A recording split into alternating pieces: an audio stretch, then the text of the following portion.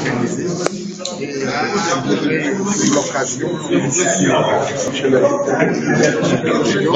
le doyen de la FASTEF, féliciter le corps professoral, le personnel administratif pour avoir réalisé cette très belle initiative qui est innovante, qui est de laisser les enseignants dans les classes et à travers la formation à distance, pouvoir les joindre et évidemment qu'ils aient un niveau équivalent, parfois même meilleur, que ceux qui sont formés en présentiel à travers les différents diplômes professionnels qu'offre la FASTEF.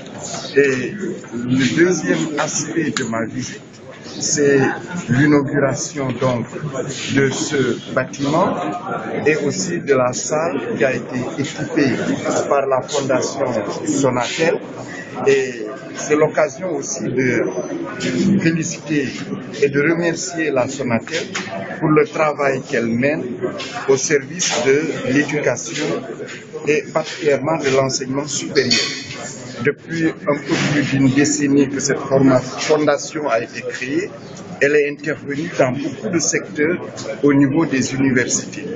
Et ce soutien à la FASTEF sur une initiative innovante, une initiative qui va se démultiplier, parce qu'il y a aussi bien la formation des enseignants, mais il y a aussi des enseignants dans les classes au niveau des collèges et des lycées.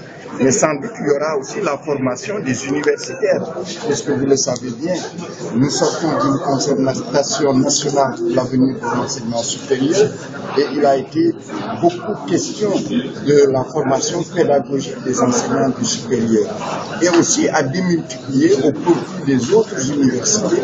Comme je l'ai dit, la FASTEF est une faculté mère et en tant que faculté mère, évidemment, elle devra dorloter les autres nouvelles facultés et les autres institutions pour qu'elles arrivent à son niveau et qu'en même temps le Sénégal puisse, sur l'étendue de son territoire, bénéficier de bonnes capacités au niveau de formation.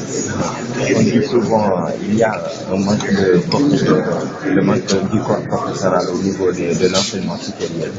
Est-ce que vous préconisez vous avez apporté des solutions pour ces problèmes?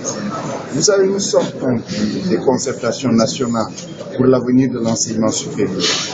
Dans quelques semaines, nous allons tenir, le président de la République va présider le conseil présidentiel consacré à ces concertations, aux recommandations issues de ces concertations. Et effectivement, lors de ces concertations, il a été question de l'insuffisance d'enseignants et de grandes réformes.